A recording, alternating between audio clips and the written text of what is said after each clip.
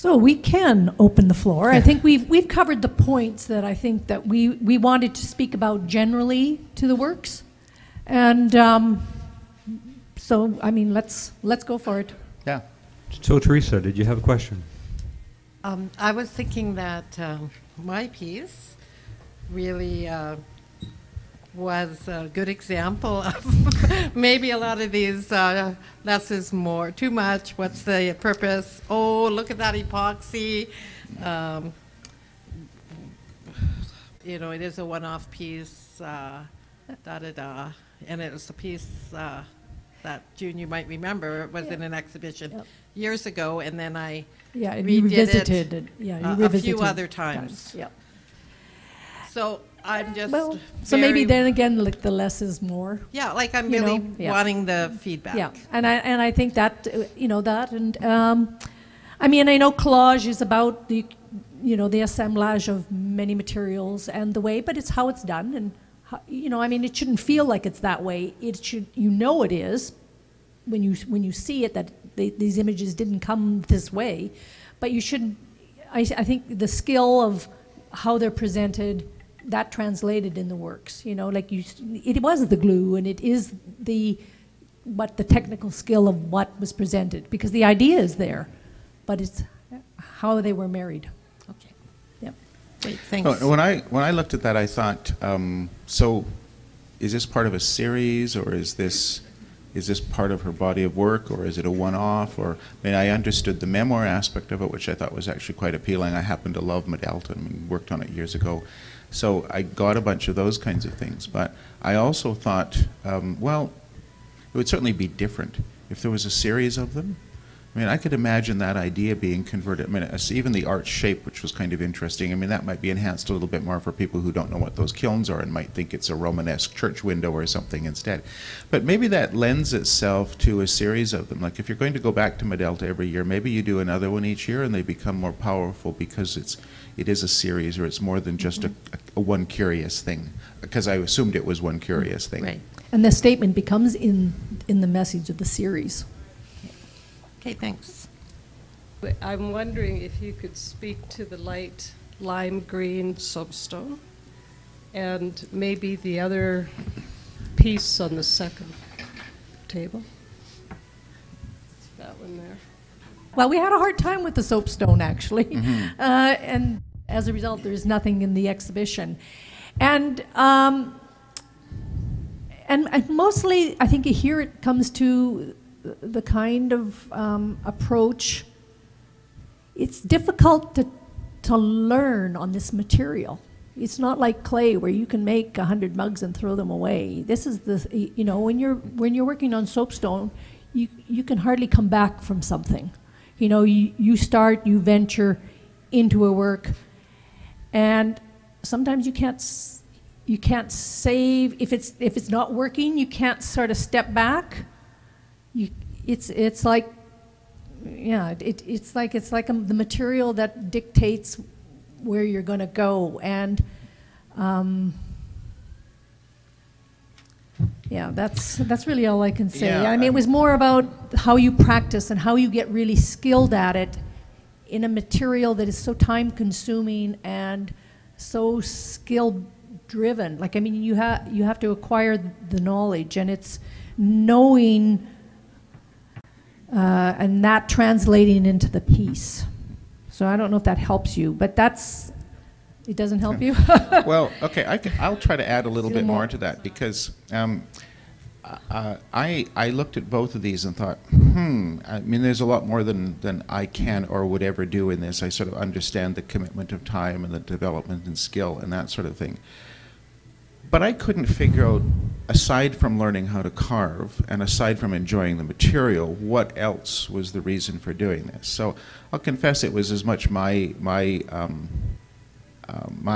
puzzlement about it as anything else. And I think this actually applies to most of this soapstone, and that is that maybe this is a craft bias versus a sculpture bias, because there are some different reasons for doing these things. I just didn't actually get why this much effort would be put into this thing. It was I was sort of impressed with an aspect of it, but ultimately I just didn't get what it was about. And I mean, if that's my problem, I'll take it on. We could talk about it more. But there were a variety of other things, many other things, not many, well, quite a few other things in the show, which were much more apparently about why somebody was doing this and what it was all about than it was with these pieces, and some of the other soapstone pieces. How does the subtractive process that you work in soapstone, how does that differ than working, carving wood, or say carving clay, which also well, is it's done? easier to I think it's easier to answer that about clay, because clay can be additive as well as subtractive, so you can add on to clay. I mean, to a point, yeah. I mean, there are always material limitations. I actually just think that a subtractive process is one of the more difficult to be accomplished with. That even to do this in clay or plaster, well, you know, one part of it might be there's a certain elegance that comes from speed. You can see this really clearly in drawing and sketching. There are sketches that can be a few lines and they're wow all of a sudden. There are other drawings that might be very detailed and they can still be wow, but just adding more to a drawing doesn't make it better. And this might be an example of that, where, you know, adding more work or adding more depth. I mean, in this one, you know, as an object, it might have been, I don't know whether this would work with this material. As an object, it might have been just as successful with half the amount of effort put into it, possibly. I don't know, food for thought. It would be easier for me to talk about this with a couple of the fiber pieces, which were more clearly overworked. Sorry, I'm kind of stumped. It's a difficult thing. Yeah, it was, and it posed, and we turned back, but the works, and it ended up coming down to, okay, so what makes this sing to me? And we were wanting to be sung to, and I guess, and that's where it fell short. Now that might have to do with ignorance on, you know, you're not a specialist in everything, is what I'm saying. It's like, you know, I have deficits as well, and they may be there. Right. And don't take this as us saying it's horrible or stop doing it. Take this as food for thought about what to do next. And also keep in mind that we had to choose, well, we chose one more than the 35 limit that we were given. So, I mean, that's always if anybody is wondering about any of these decisions, one of the major decisions is that it's not an exhibition of 178 pieces. No. David. Well, we're talking about the unforgiving subtraction of stone. Can you give me a critique on my jade piece?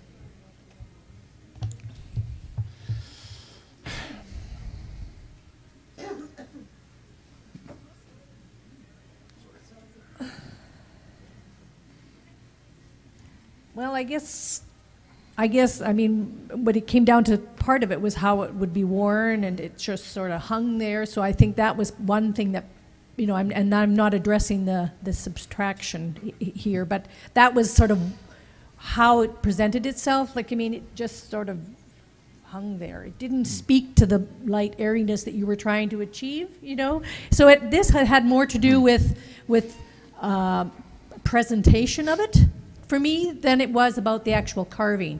So unless you responded to the carving. But I mean, to me it was about presentation. It has an element of talisman or ceremonial object or something to it. And I don't know, it's almost like it would have been more intriguing if it had been in a box that you had to peel off layers of it, and all of a sudden there was this amazing thing in the bottom of it, kind of like it had gone through some ceremonial process in which there's dance and song, and all of a sudden this talisman is being revealed to the tribe or something.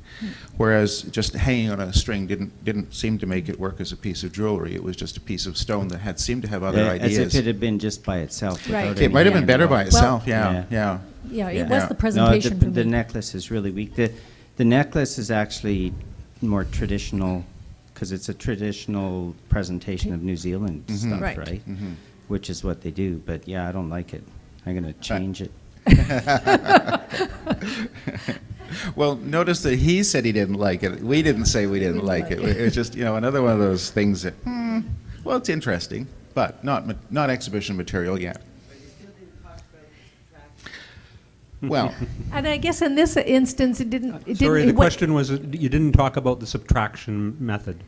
Well, because it was overridden by presentation, I guess, and even the extraction didn't sort of enter it. It sort of lost it there before for me. Does that help you, David? well, maybe just to play with those a little bit more, the subtraction part of it was probably working a little bit better, and then the addition part of it was the string, and that wasn't working. So I don't know whether I've just completely contradicted something I said 5 minutes ago. It's quite likely. I think it just points out that we have to, as makers, consider how we present things. There were quite a few pieces that didn't make it because of that kind of factor. Up. Yeah, I just wondered if you could speak about both my pieces. They're kind of similar, but they're way different in terms of materials and what's in them in terms of the minimalist and metaphorical imagery entwined within the pieces.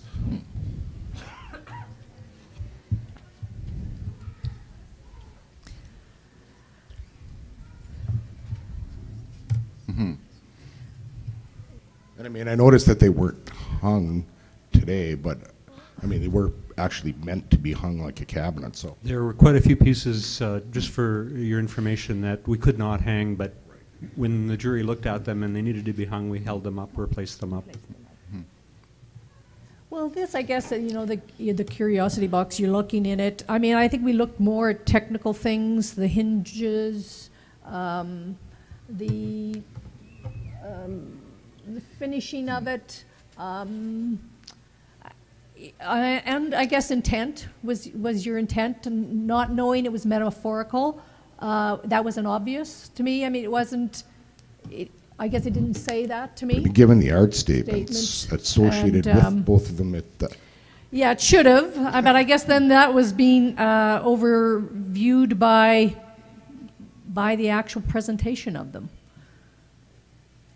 And choice of materials. I think that was where we spent a lot of time, the discussion was the weight of the wire, the fine line that he's walking here with the glue that's showing. I mean, it just ended up coming down to things like, okay, so if this is the intent, the way it wasn't, the metaphorical statement wasn't enough to translate as an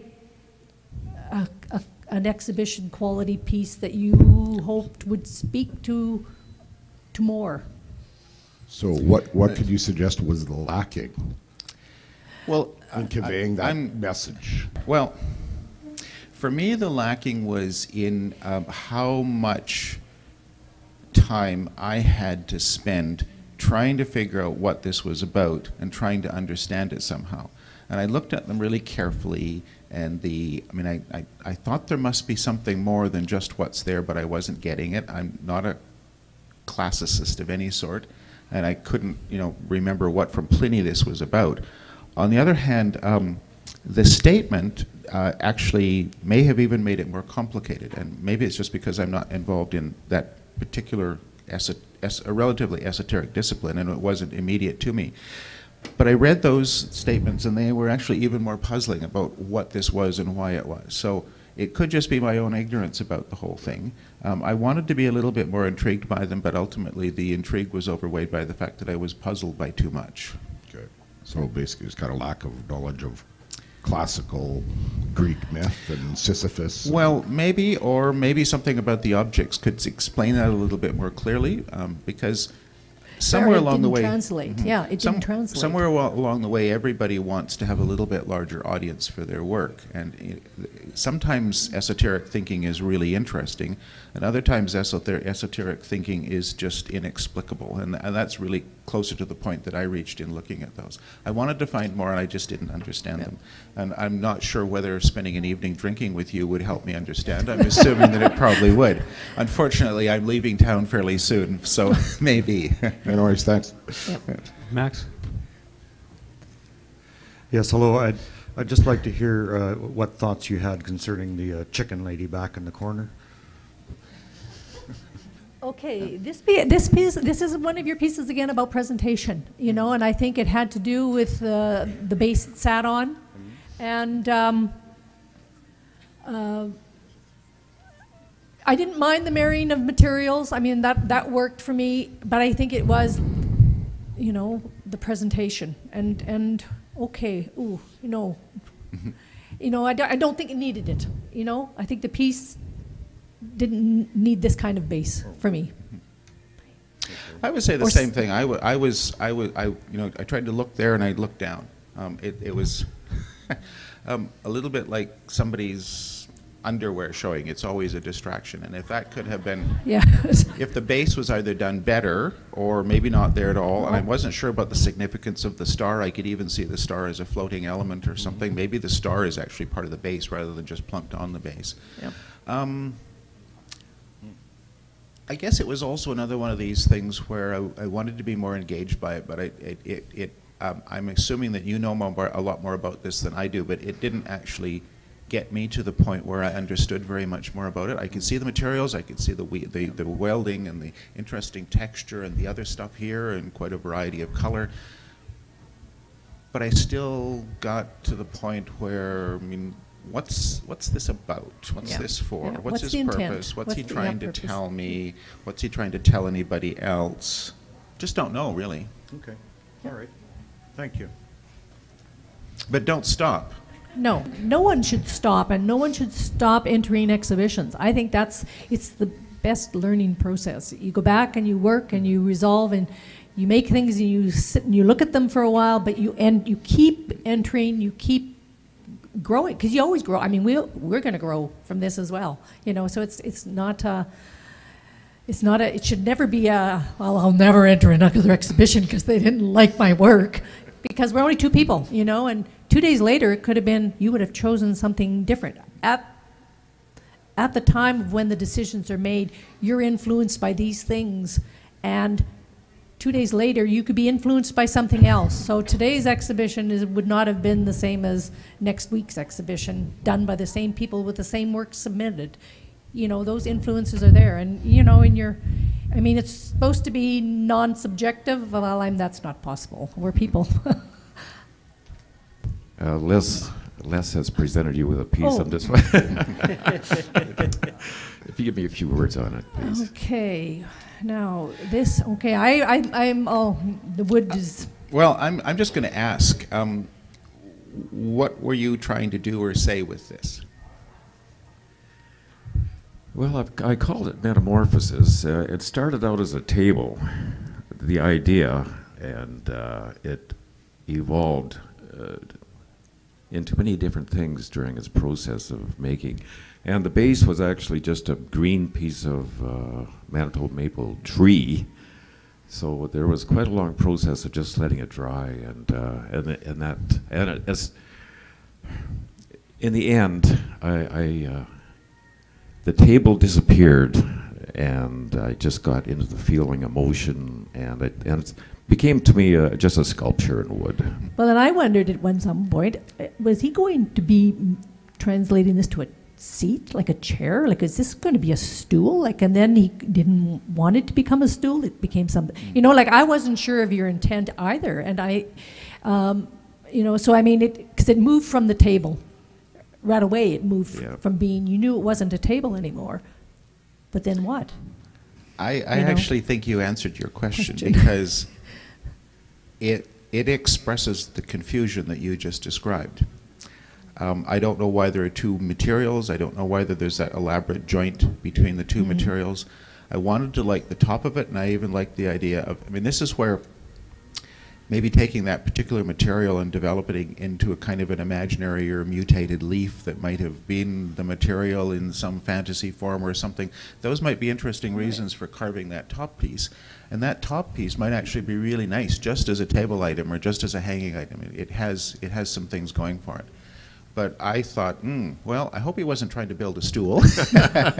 Well, but I don't know what else he was trying to do. So, well, you know, I can build furniture. That was, but anyways, this was just a new experiment for me, Okay. and I really enjoyed the process. Yeah. And well, that's really important. I mean, the zone idea is something that attracts a lot of people initially, because there's this meditative hand-mind richness that you can't really find very many other places. And certainly drinking together doesn't do as much as making things together either. But just being in that zone isn't necessarily enough. The zone is really important for the creative process. And if you were in that zone at some time and you were really enjoying working with that particular material in that leaf form, that would tell me that that's where you could come up with a bunch of other bright ideas about what to do with that material in that leaf form. Maybe small enough to be wearable and large enough to be way bigger than that. So there's a bunch of stuff that you could do there. But in this piece, it didn't work in this piece. Yeah. Thank you. Okay. Hello. I would appreciate if you could talk about two different artists' pieces. The first piece, I'd like to hear your comments and feelings on both, by the way, sorry. The first piece is called With Tree. It's a painting in the back corner.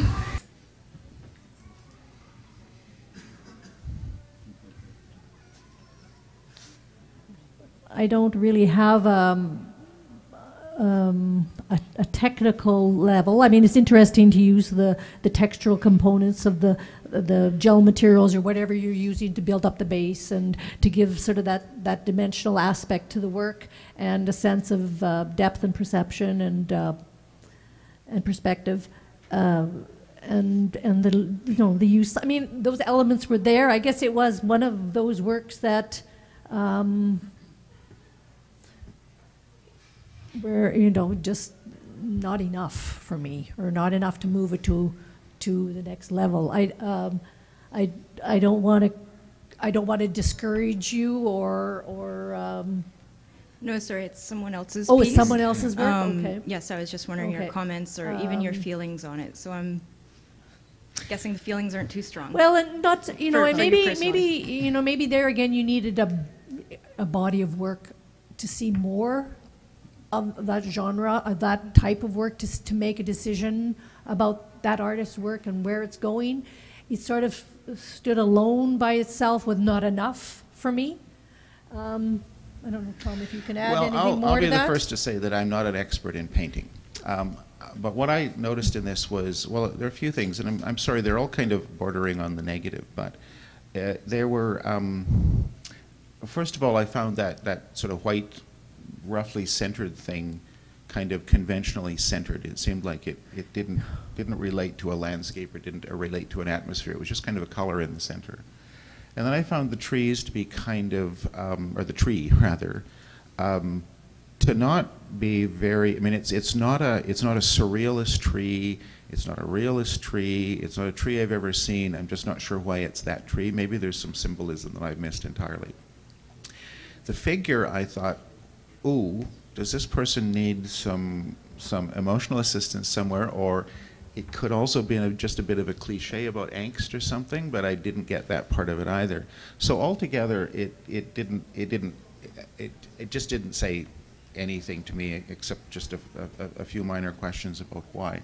And again, this is the kind of thing that I mean, I can't really comment any more on. But if this was actually a painting exhibition and there were other people involved as jurors, they might be able to say more. But they would also probably want to know more about whether this is just a one-off or whether this is several years of work or something like that, because that makes a difference. Yeah. Was there another piece that you had? Yes, please. It's called Exhale. It's the photogram on birchwood.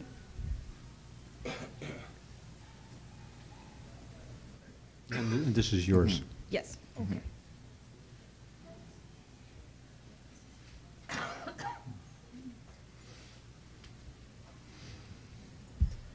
Okay, this, well, and to me was curious about the choice of materials, the marrying of two, and this, they're using this veneer and how that would contribute to its view, and we wondered, by painting the surface of it, is that why it caused it to bend and give that kind of impression that it was? I mean, is that something? To be informative, it was a slight bit of bend just from painting. However, once I put it through the printer, it bent quite a bit more. And we wondered if that was just something that not knowing that would happen and going with it because of it. And, you know, and I guess that related to your intent.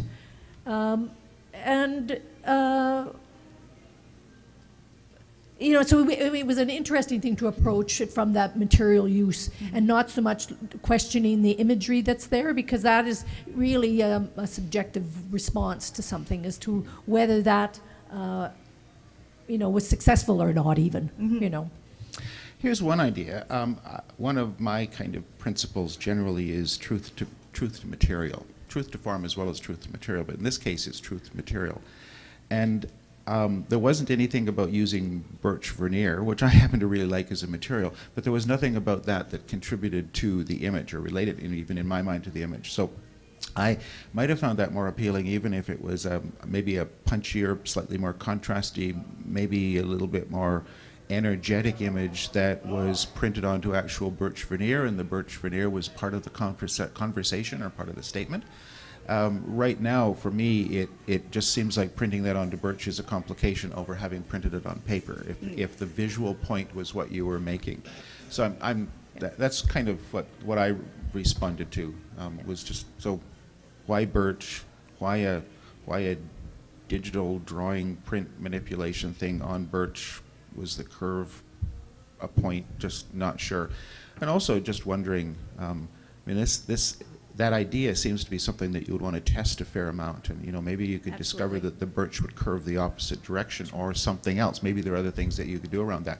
Maybe this is something that could become more of kind of a bigger wall size piece where multiple panels could be used as tiles, and maybe the image runs across, and maybe there's a transition from white to birch and other things, and there's a lot of creative potential in that. Email later. Yeah, so again, don't stop. It just, you know, it it's just has that this potential. piece makes you question, again, the intent, you know, the intent, and why the choice of materials for the intent of what you're saying, you know. Okay, thank you very much. So I hope that helps. Absolutely, thank you. Okay. Pyramid box and hot, please. I think we haven't really talked about photographs yet. Well, you had me spoofed. I didn't know.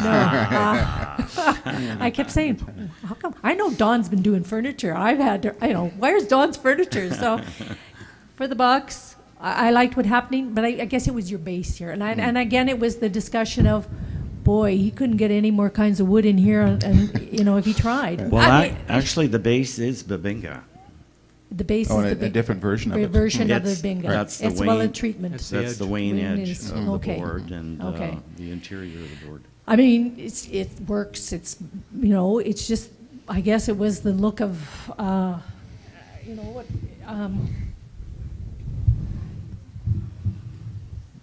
And it came down to those. That for me, that was what it was. I mean, this is exquisite. And then as your eye drops, it loses its exquisity. Is that a word? Mm-hmm. It is a word? For me, you know. And yeah. Well, I'll jump in here too, because this was one of these ones where I wondered whether it was somebody who is really with it or somebody who got lucky on kind of an early stage piece. And now that I have the answer to that question, it's beautifully made, and it's elegant, and it's almost like it should have a whole bunch more life to it somehow. And I'm not sure what that is, either why it's made or what it's for. I mean, I almost imagine that this would be kind of another one of those ceremonial experiences where it's the start of an experience, but if we opened up, and maybe there should be something really sensational inside that, and maybe it would be wood or something else. But it was... the container should have contained something? No, it's not that literal. I'm gonna talk about another medium example. If this was... I'm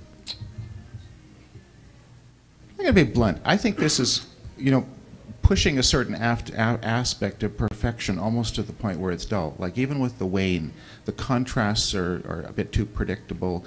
You know, I don't know what maybe less wood and maybe a bit of gold leaf or something else would have sparked it up a little bit. Maybe it should have just been a table for this competition instead of this piece. I'm not sure. I got to say now that I'm wondering whether this was maybe the best that you had in storage and that maybe there should have been something done for the show. I don't know what to think about that. That was made for this show, yes. Okay, well, then I didn't get that part of it. But Yeah. obviously it's not horrible. And it was one of those things where we did talk about it for a while and it just didn't make the cut in relation to some other things. But primarily there is something about the sedateness and the lack of spirit about it that for me is why it got left out of the show. Yeah. And that translated to me, especially in the base. I mean, and that might be my own deficiency. Okay. It's kind of vague, but sometimes life is. Well, I did stray off the path of my normal design. Like the whole idea was to use the wane edge from a board from another piece. And then it had to have a body and it had to have a top. Right. So yeah, it's not the normal way I work. Right. Okay. Yeah. Then it is an experiment in trying something yeah. more, and may resolve itself over time in other pieces. Oh, definitely. You know. Yeah, it's good to get out of your box. Yeah. Right. Yep. Yeah. Yeah, maybe you should try a triangle next time. This is Don's second piece. Right. Well, as you'll notice, there was one photograph that made it into the exhibition. And it was the one that we felt had the most statement value to it.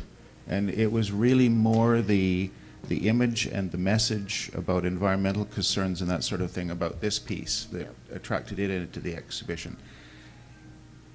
It wasn't really so much that it's a photograph, because if somebody had done the same theme in some other medium, we still would have been struck by the theme of this one. I thought that was kind of interesting just from a color challenge. I mean, there's some technical things that were hard to do.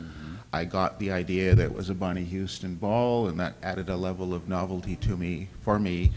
But Then it became the why. yeah. Then the why, you know. We understood the challenge.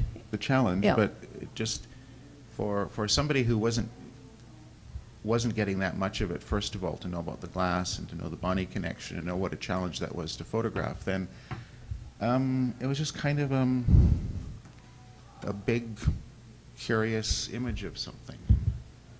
I'm not sure that I can add more. Yep. And for me, it was intent. It was why. So what drove you to this? I mean, and not that it was badly done or because that isn't the case. It just was the intent. And again, if we've been choosing 50 pieces for the exhibition, there were several, and maybe that would have been one of them that would have come into the exhibition. So sometimes it's just the luck of that draw.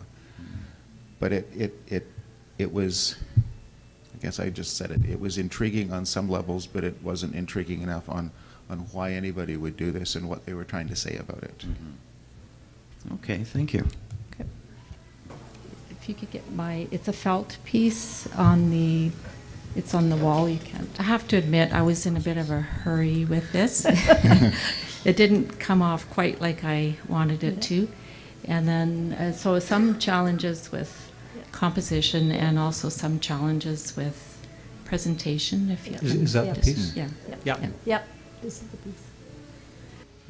And then I guess it showed. I mean, it just in the sense that, here's this lively body of water that's snow melt, and I wanted to have a better feeling of that, and it lacked there for me because I knew I knew it was achievable, and could have been, but wasn't, and so and the flatness, the presentation of it. I mean, more thought has to be given to it.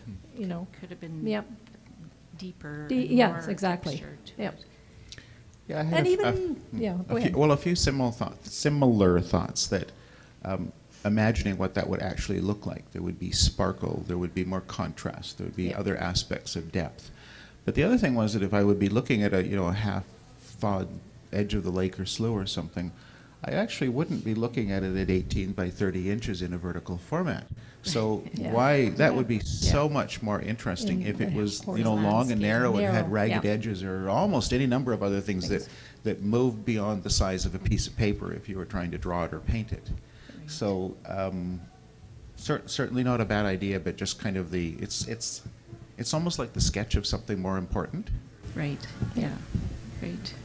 And what about I struggle with how to present felt wall pieces. So this was a new So there you put it on core form, right? You foam core, and then did some Ziploc. Yeah. So that it could be hung. Yeah. Well, for this piece, I don't think it added or distracted from it in that sense. I mean, you always have to think about, you know, how it's going to move, and the edges, are they going to lift, and, you know, because there's not much weight there to help it. So, you know, I mean, this works in this format for this piece, but it could have been something else as well, you know. And I'm not sure, you know, and maybe this is one of the pieces that can be framed, you know, in a sense, and, you know, depending on what choice you made. Right. Okay. So another thought on that. I really resist the idea that a picture frame will make a piece like this better, and it frequently doesn't. But it is a convention. On the other hand, there were no particular, you know, loss of points or anything for the way you mounted this, because we knew it was temporary. It was for an exhibition and so forth. From a kind of a credibility and even a customer appreciation perspective, there is a point at which somebody says, oh, I kind of like that, and you know, it's only $380, and then they turn it over and they see some Corplast or something on the back, and they think, oh, well, maybe I could do this myself. So think about simple things that add to the confidence of a potential appreciator, or just your own confidence that this is really finely finished and it's ready to go, whatever that means. And I mean, the worst example of this is people who say, oh, well, you know, I leave my pictures up to my buyers to frame them. Well, you can say that, but it's a little bit disrespectful of the appreciation aspect of it for a customer. And it's actually a better example of this is somebody who does a really interesting pot but doesn't quite finish the base. It might not really be a big deal, and you can say, well, it's supposed to be that way, but put it in the eyes of somebody who's going to be appreciating this later on. I mean, it's not your piece in particular, but if there were things in this exhibition that were clearly going to be very difficult to install in future destinations, that might have been a factor for us. Just as seeing that somewhere in a commercial gallery at the Craft Council or somewhere, the presentation might actually be the final deal maker breaker in whether somebody actually takes this home or even likes it enough to want to take it home. Right. Thank you. I wanted to speak on this one, but not just because of that piece, but because of all the pieces that are here. I know that naming is really important in artwork. And when I see, when you guys are wanting to hear the rest of the story, I guess you want to say, has the name got a lot of impact in the story behind the piece? Yeah, actually, sometimes it distracts from the piece. Sometimes you almost want to not see it first. You maybe go back and say, oh, was it really that? You know, and it is sometimes misread. So sometimes I think it should be, the pieces should be put up this way, and you will discover it later on your discovery of the piece. But sometimes the name, does dictate you to look at things a certain way. Okay. You know. All right. So maybe that's it for next time. We covered the title. And we don't need to know the name until we choose to look at it later. And it means just uphold. That's just, and that actually was... This title is Innocence. Yep. But as I named it Innocence at first, it grew into something else after I looked at it for months. And I sometimes think I should have taken the second name, which the second name was Survivor. And would that have told you a different story? Well, for this piece, actually, this was one of our pieces where we did have a bit of discourse that wasn't in agreement. This one spent a lot of time. I went back to this piece because I liked the simplicity of this piece. And anyway, so that was where our battle, and it didn't win. I didn't win in this case, you know. But I mean, but should have got you that drink. And it had to do where the appeal was it wasn't overworked. It wasn't. There wasn't too much. There was more left to me to imagine, rather than it having it all in front of me. And that is what I engaged in this case. But for Tom, I can't... Well, I'm still back on the question about whether or not there are titles, or titles are a good idea. Yeah. Half the time maybe, and half the time maybe not. Okay. It didn't make any difference to me. I mean, I think I probably sensed a number of things in there that I could, you know, maybe one of them was innocence and maybe one of them was something else. It's an interesting idea, though, because if this was going to be a series of pieces, that there might be something about the naming that also relates to the emotional exploration and the physical and technical exploration of things, where there might be a reason for several names. But I don't think it made a difference. Okay. But I want to say a little bit more on that topic, though, and this is always a challenge, because on one hand there's this idea that, you know, art needs to speak to it for itself, and quite often it can in whatever art form. But there's also a lot of kind of interpretive and educational stuff that we're all involved in at some time, because even for somebody to see that and us to talk about it, you're starting to interpret and I'm starting to reinterpret, and we're starting to communicate other things, and it's all prompted by this image.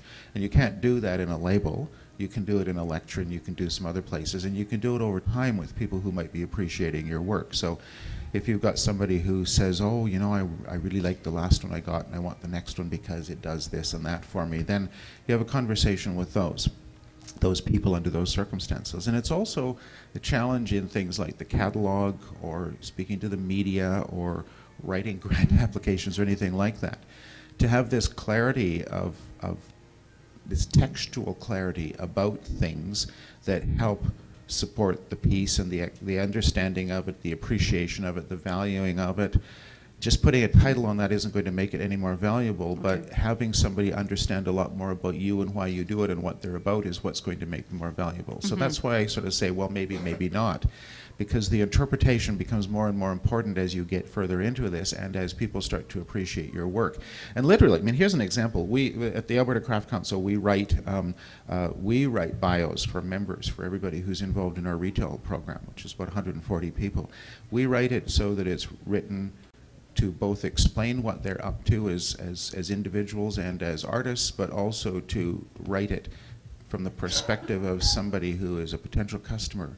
And that's a deal maker in many situations, because somebody will say, well, you know, I'm really liking that, but I don't understand it, and I'm going to buy it for somebody else, and I don't know if I'll remember that. And as soon as we say that the bio comes with it, they don't even have to ask for it, then they will buy it. And that's the low-level aspect of interpretation, of helping people understand what the hell this weird stuff is, and all of a sudden saying, oh, I've got to have it. So that's kind of a ramble off this idea of titles. Titles don't do that very well, but then on the other hand, there is always this need to be interpreting somewhere, everywhere, all the time.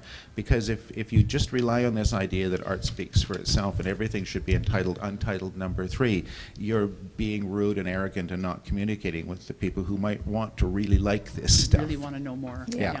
All right. Thank you very much. Thank you.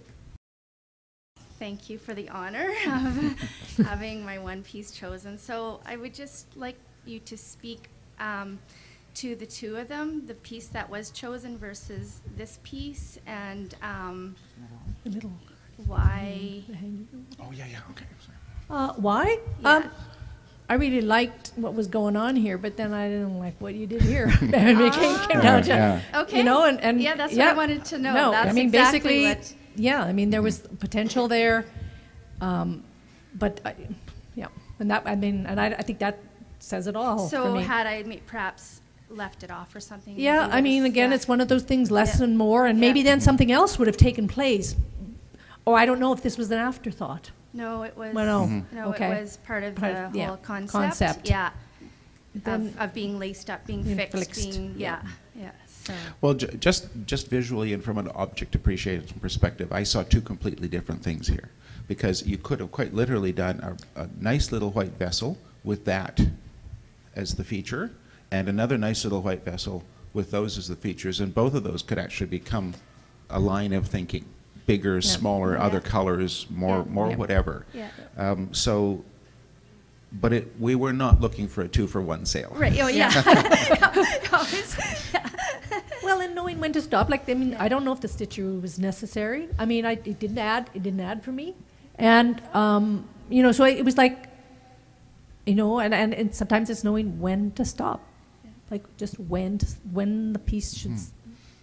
Or embarking on something with the idea that there are going to be more coming from it.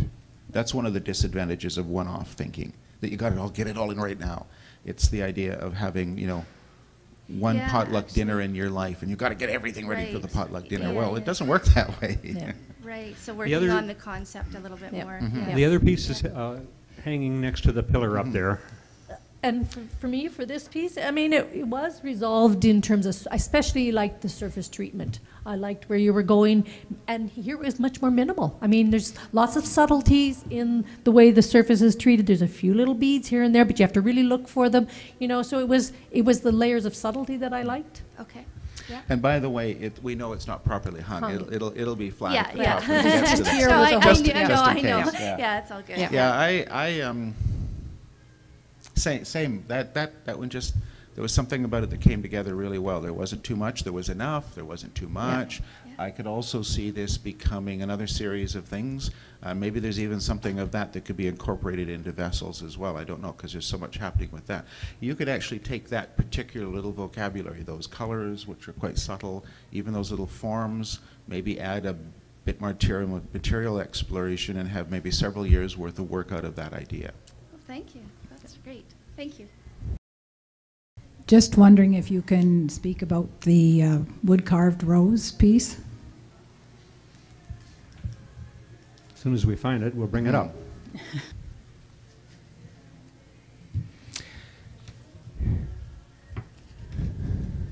It's nice. Yeah. It's pretty. It's got a certain level of accomplishment to it. In the end, you know, it's almost like it might have been number 40 in the selection list or something. It's close. So it was close. Don't abandon the idea. Maybe do more with it. Yep. But also give some thought to a little bit more about what you're trying to accomplish visually and sculpturally, not to the loss of the technique, but let the technique be a little bit less important overall and be a little bit more dynamic about it. I'm not sure exactly how, but it's almost too static right now. Maybe this is an example of where there's almost two things going on. Yeah. Maybe there could be an element of asymmetry, or maybe an element of surprise. I'm not sure. I don't want to redesign it for you, because it's certainly not horrible. We didn't talk about the barf factor, did we? This is curatorial and jury terms for things that are really awful, and it's just kind of, oh, barf. And this is absolutely not an oh barf idea. I guess it just wasn't, there wasn't enough to it yet for this event. For this eventual, for this piece. I mean, it seemed like it didn't tell enough of a story. I mean, it looks like you're going to go somewhere else with these pieces, you know, and you need more, I guess. Maybe that was where you felt left. It was left for me. Here's one thought. Maybe is there any turning involved in this, or is it all carving? No, it's turned. Turned and carved. Okay. Yes. Yeah. And is there turning involved in the flower as well? No, just the flower carved. is all just hand carved. Yeah. Well, one thing I would think about this for future ones is, you know, even play with the idea of two different ideas. Maybe it's, for me, it's a little bit too conventional because it's a little bit too much like a real rose in a real rose bowl. And I'm not sure what to suggest aside from that, but I'm sort of thinking that what if this was the first rose of spring, and or what it was the first rose that you ever grew, and what if you just imagined keeping it in the garden or keeping it on the stem, or would there be other more interesting, more dynamic carving ideas about buds or roses or two roses or stems or something else, maybe other references to garden or something, rather than just the, because this is really lively stuff and it's really organic stuff, and in a way it's kind of inconsistent with the idea of a rose bowl. Maybe there's some irony about that I'm missing, but well, there was. It was kind of like yin yang. Yeah. So okay. Well, I mean, that's a good idea. Just take it further. And I'm just not sure exactly how much further because I don't know what else you've been doing with this. Have you done many of these, or is this a? No. Oh, okay. All right. And if this is a first-time thing, then it's fabulous. But again, it's one of those things where a first-time thing doesn't necessarily make it into an exhibition like this. So I definitely encourage you to do more of these and to think about all the variations on this. Mm-hmm. And a simple thing is to maybe come up with draw yourself a matrix of what you could do with roses and what you could do with stems and what you could do with turning and carving, and see how many configurations you could get with one flower or two flowers or three flowers or more abstract carved pieces or more realistic carved pieces or portions of vessels or references to vessels without being quite as literal as a single rose in a single rose bowl. Okay. This is another one of those things where I think if you wanted to pursue it, you might have a few years worth of idea in this. Thank you very much. This is quite an enjoyable thing to come and sit and listen to everybody talk about their ideas and how well it turned out or didn't. So my question actually has to do with the process of applying. And we talked a little bit about titles and whether or not that was relevant to helping guide you through the piece. Maybe some pieces are more obvious than others in terms of what their intents are, but I was wondering, is it helpful to a juror to actually have a bit of a story? Well, there is usually an opportunity to write an accompaniment. That's an option for you. Right. And whether that influences you, it doesn't in the first. I didn't read any of them in the first view. Mostly because I wanted just the piece to say something. Mm-hmm. And then it was the second go around where then you started to look, sometimes you needed it just for the material. Sometimes things you rediscovered right when you went back. And that's where if you needed more information, then you started to refer. Okay, so in terms of the application process then, would you encourage the applicant to always include that? I didn't include it in mine. I don't know that that had anything to do with it, but in terms of what you need. Well, and it's going to vary with every juror. Yeah. Some juror may need it entirely. Okay. I mean, I can only speak from my own experience. Sure. So it's, I think that's an individual thing. So the option is there for you to provide it. Whether you choose to or not is strictly up to the applicant. Okay. And I'd say something similar. I don't think there's a simple answer to that question because it depends, including on where you are and what it is. So as jurors for 2 days for an exhibition, we're tasked with making absolute decisions in the moment with what we know. I find that really frustrating because I always have so many conversations, questions, ideas, things that I want to find out more about. Like this last conversation, discovering that is a first piece and not something that she's been doing for 20 years. That really makes a difference to how I think about it and what I might even suggest. So my preference is to much more toward something like this where there can be any hint of conversation in which everybody learns a little bit more about the point and purpose of everything. The meaning of life for craft at least. But that doesn't happen in juried situations. So that's something to think about because sometimes you only get a number for something like this. Other times, for when the Alberta Craft Council awards are being done, we might have letters of support and CVs and images and other stuff. We might have 20 pieces of support material for somebody who's being nominated for award, even though that's a jury. Right. There are other kinds of juries and well, here's another example. If you ever think about submitting photographs of your work to Lark Publications in the US, they rely entirely on a visual jury. You get one look at one image, and there's a jury that decides whether or not the image is good enough of an object that's good enough to go into a Lark book. So they probably don't even have numbers that they're looking at in that jurying process. If you're thinking about a jury for, I don't know how that works here, but there are some of the commercial craft shows in other places that say they have juries. Sometimes the juries only look at how marketable the work might be in the context of the show. Others may actually look at the quality of the work in the context of the show. And then they might be asking for photographs of your booth setup, and they want to have samples of business cards and brochures and things like that, even though that's a jury decision. So the short answer is no, there's no standard way of doing this. But keep in mind who it might be. And coming back to June's thought, we looked at everything a lot before we started reading anything. Okay. So we weren't shifted by a title or an explanation. When we were curious, or when we read those, we started thinking about things like, well, if there's a title, does it actually, do we think it actually connects? But it's not a deal breaker. In some instances, we actually looked at things to see what the descriptions were. We wanted to know whether this was wood-fired or not, or whether this was, whether it was just painted, or whether it was something else. And that might make a difference because well, I can't even think of an example right now. Actually, one example. This necklace back here was actually extra appealing because of the delicacy and the sophistication of the use of rosin. So if that had been a found piece of glass, I don't think that would have been as interesting or as well resolved as the use of the rosin. And then we saw another one over there, and we didn't include it in the exhibition because it was another one and there wasn't enough room for it. But well, the fact also, that... Yeah, and it wasn't the only reason, but it, but this worked. Having the two of them with the rosin and the silver reinforced our conclusion that this was not only the better or more interesting of the two pieces, but it was a really handsome piece because of the rosin. There's several things about that. One is, I mean, you might say in a more orthodox setting, well, you can't use plastic in craft. Well, of course you can. There's an example.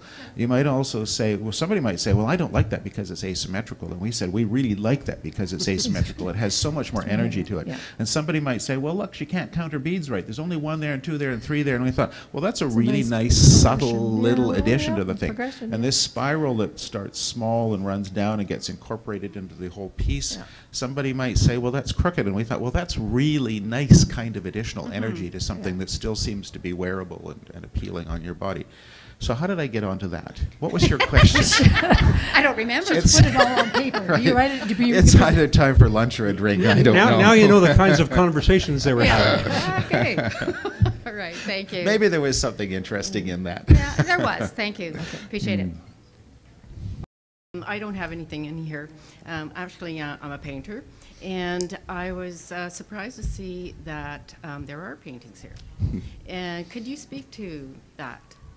Well, that's a Craft Council decision. They have opened it up to, well, it's always been it's a point of controversy also. Yeah, I know. You know, it is, I mean, the Craft Council was formed on, you know, fine objects, you know, and three-dimensional work and, you know, so it has evolved over the years and involved printmaking, but which was skill-based and craft contributed to the printmaking skill. I mean, painting is also a very much a skill. But, you know, and I think Carmen and I think Les and there are many others that can also speak to that idea of opening. And there are, you know, so there are a few entries. And I don't know how much encouragement we do to have paintings added. We don't. But they sort of snuck in there? Well, no. I mean, it's there. Yeah. But this started about 10 years ago when we had a juror from Ontario, and his first sentence in his artist talk was, "Ladies and gentlemen, I want you to know that the hardest craft to master is painting." And that caused a whole stir and agitation. Yeah. So we opened it up, and we even hired a juror the next time that was a proponent of having paintings. And ultimately, the decision's up to the jurors. Okay? Yeah.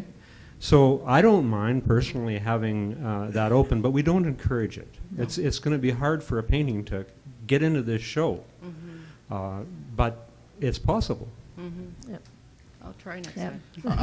I'll just add to that, because the Alberta Craft Council doesn't work with other aspects of visual arts. There are printmaking organizations, visual arts organizations, generally Alberta Society of Artists and others, that do a reasonable enough job for that. So we actually don't work with photographs or prints as well as with paintings. I think it adds some confusion because, I mean, one of the reasons for the craft councils being as bold and strong as they are generally across the country, I mean, they're a really dynamic bunch of organizations overall, is that there are a whole bunch of reasons for having a craft focus organization that doesn't get confused or I don't know, I mean, there's a lot of public confusion about this, and I don't know that we need to encourage it. There's a debate that goes both ways. There is a debate from people who say that craft arts should be incorporated into all the visual arts equally, and we know that doesn't happen, which is why there are craft councils. And then there are other people who say that craft should be, kept in its own milieu for whatever pros and cons there are to that, because there are a whole bunch of other things that involve craft, the making, the understanding, the appreciation of craft. So it's a debate, but we avoid that debate in Alberta with the Alberta Craft Council. And we've had lots of good fights over the years. I mean, and it's come up. Yeah, I mean, it's come up in as it relates to marketing. It comes up as to policy for the Craft Council. It comes up in exhibitions. So it's not and it could resurface again quite easily. Yeah. I'm starting to see that a lot of craft is fine art. Well, not starting to. It always has been. Okay, I didn't mean to be. I know. I just. Okay. You said it. I'm becoming more and more familiar with craft, and my original notion of craft was, some bowls and needlework. So it's been elevated, is what you're saying. Is what I am saying, and I see that in the not too distant future that it would be very inclusive. And I'm very new to Saskatchewan, and I don't know if there is a juried show like this for fine arts. We used to have it in BC, and I just don't see it here. And it's too bad we don't have it for fine arts as well. But this is just wonderful. Thank you. Okay. Okay, I have a question from the ether here. This came in, and she wants a discussion on this piece, but there's also a piece that was in the show there. So I'll bring it out. Are these the same person? Yep. Okay.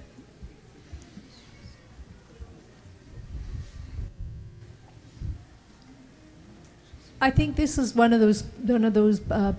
Well, both of them. I mean, it was a choice afterwards. I mean, they both have interesting qualities, and they're both strong objects and good control of surface decoration and nice, random happening with the wood firing. I just really liked the aspect that I liked the fact that this one had I like this one more, and I like the fact that it doesn't sit flat and it moves and it's like a basket, it's swinging, and it had more spirit and more life to it. And I think that's why that piece made it in and this one didn't. Technically, they're both. I'd say the same, and then add that I responded better to the surface on this. It was more about the clay and what happens with firing in this particular technique. There's a lot of nice, subtle stuff going on here. That was my second choice, not a far second choice, but I wasn't as keen on the work of the clay there, the surface texturing. In a way, it was, well, one thing I thought was that, this is actually a pot with a basket reference, but is there too much basketiness about all of the scratching on the outside of this? Because it is ultimately about clay. So this was the stronger piece because it was about clay and firing. I also like the wobble. I mean, that's really natural for a basket, and there's an interesting kind of counter statement about how, I mean, we're always concerned about pots being stable and not scratchy and that kind of thing, and all of a sudden, that's just delightful. Yeah, it fights all the conventions. Yeah, again, it's one of your things that fights the conventions that you come preconceived with. And works. In this case, it works. It doesn't always work. First of all, thank you very much for choosing one of my pieces. If you could just speak to your feelings, your thoughts about both of the submissions that I had. And you're referring to the little green vase? Yes. Right. Okay. I'll start with that. Yeah. Okay. I liked both of them a lot because they have a really solid timelessness to them, but it was 35 and not 50 for the show. So this was my preference. There were all sorts of things that happened for me when I saw this. It reminded me of things that we've seen in Korea that have been made for hundreds, if not thousands of years. I really like what happens with the glaze over the form. It's so loose and controlled at the same time, but it works really well. I also imagined that this is the kind of thing that could show up on Antiques Roadshow, and somebody might bring it in and say, well, we found this in Grandma's basement or attic, and we don't know what it is, and we're kind of hoping it's worth something. And all of a sudden, they discover that it's just spectacular. It's worth millions of dollars. It has some kind of timeless story to it. Yeah, I think it's just one of the nicest pots I've seen for a long time. Yay! Well, I mean, some of the same. Yeah, It's I just mean, yeah, this was stronger. way stronger. Yeah. Nothing wrong with that one. I mean, that would be a pretty good pot even if we hadn't seen this one. But that's kind of a number 2 compared to the number 1 somehow. You know, and it's interesting when you're jurying and you're making submissions, and if you're doing 2 kinds of, you know, you have 2 options to enter the exhibition, right? And so whether you're going to enter 2 completely different types of work, then they most, you know, they may end up in simply because you didn't realize that the scale of what the artist does and can move from one style of work to another versus, you know, when you have 2 similar type of objects, it was obvious to us that they were both made by the same maker, and so then you weigh it out differently. Right. You know. And that actually was probably to your advantage a bit, not a lot, but a bit, because as soon as I saw the second one, I was pretty sure it was the first, and then I snuck the paper, the forms back and forth just to check the handwriting on them, because I thought, well, you know, what sneaky. And this is why I thought, well, you know, what if that one's the master and if that one's the student? Yeah. I wasn't. Because I wanted to know more about that, but seeing 2 that were so good made me quite a bit more certain that one of them should be in the show. Doesn't work when they're typewritten, though. Did you That's realize? right, yeah. Well, it's surprising even then how consistent they are, because some people set their printers so they could get 2 lines of text on one line of form. But anyway, this is one of the challenges of jurying like a blind one-off kind of thing like this, because there is the chance that somebody who has only ever done one piece can accidentally get into a show like this. There's also the chance that somebody who has a really solid body of work over a long period of time and has accomplished all sorts of things gets missed because we don't know about that. Thank you. I'm going to take one more question, or 2 more questions. I'm going to take 2 more questions, and then if you've got something you need to discuss with either June or Tom, they'll hang around a bit after, okay? Okay. This is just a quick question about, you know, how your mind works as a juror, because I'm not a craftsperson. I'm not artistic. You know, I'll leave that for others. I'm sitting there and I see 2 textile pieces which are very appealing to the eye, and I think I'd hang either one of those.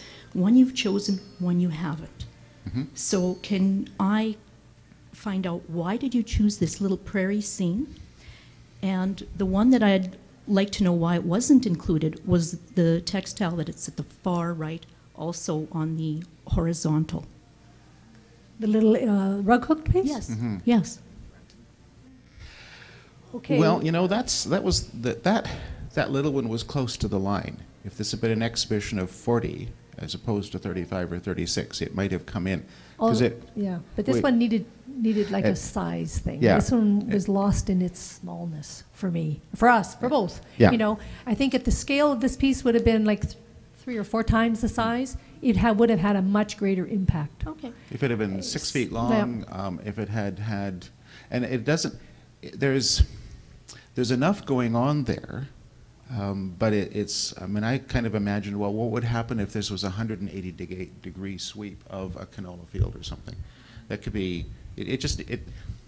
So it's scale. I mean, there was scale that kind of ended up pushing it out at the end. You know. Okay. Okay. You know, one more thought on that. It was, I happen to really like hooked rugs, both historic and contemporary, and I had a grandmother who did a lot of them. So I'm fond of them, and I wanted to be more amazed by that one. And I think one of the things would have been the scale. And I really wanted a hooked rug in the show, but they do, because of their origins and their traditions, they tend to be they have some inherent confinements. I mean, one of the historical aspects of this was that they were usually made on grain sacks, and grain sacks come of a certain size, and most hooked rugs are of a certain size, and it's still with us. Yeah. But there's no reason for doing that. I mean, I don't know whether that's probably not on a grain sack now, is it? Is it Yeah, actually? well, I So think it still has that tradition, but you can. so. It's burlap edges, so Okay, it's on a so burlap still bag. burlap, but you can get burlap in much larger pieces, and I know it's a lot more work, but still, it was just a lot of work little whenever you bit do too not I don't know, not quite as exciting as it could have been if somebody had thought beyond some of those confines of the tradition of rug hooking. Mm-hmm. Do you, Tom, we didn't. Sorry, and June want to have any final words? You had asked about that piece up there as well, is in contrast? Right, okay, the little landscape. It was nicely done. It wasn't overworked like some fiber work tends to be. The amount of work in it was just enough to accomplish the pictorial and other content aspect of it. And I'm going to contradict myself a little bit, because in a way this was almost nice because it was small. It sort of takes on an intimate scale because of its size, and maybe if it was bigger it would have just been bigger. Wouldn't have worked if it was bigger. Might not have. Yeah, I mean, it's one of those things that, again, knowing, or Yeah. not, it's developing and knowing. And we quite often make up this kind of crap as we're talking about it anyway, but one other thought about that one was that more than several of the other quilted pieces was more about somebody actually going out into the prairie and reading it and understanding and feeling the prairie. And I mean, it's almost like you could imagine that being sewn out near the slough, rather than being sewn from imagination or being sewn from, I don't know, an image in National Geographic or something, which are kind of the primitive amateur ways of doing this sort of image generation. So I felt that person actually knew about that slough, and maybe opened the gate in order to do that idea. Do you have any final words, you guys? I just want to thank both the Craft Council and sponsors. The staff have been great in accommodating our idiosyncratic kind of behavior sometimes. And Tom, it was a pleasure working with you. Likewise. And thanks for coming for the questions. And don't let us discourage you in any way. I mean, just continue working. You know, the more you do, the better you get, the more insight you have, the more skills you develop. I know we all aging, and there's only a little bit of time left. Oh, don't stop now. Right, yeah. And also thank you to everybody involved in this, and thank you for the invitation to come to Saskatchewan to do this. We have relationships of various sorts back and forth between the Saskatchewan and Alberta Craft Councils, as well as others, and you might remember things like the Prairie Excellence Show that we last collaborated on, and we're now talking about whether the Dimensions Show might come into Alberta to 1 or 2 locations and how to do that. But the reason I'm mentioning these relationships is that it's always interesting to get together with this intensity of time to see what both the similarities and differences are amongst our artist members, as well as within our organizations or our milieus. So aside from being a really interesting challenge to do this exhibition, it's a really interesting opportunity to get out and see more about what happens with your Craft Council in Saskatchewan, which is a really fabulous organization.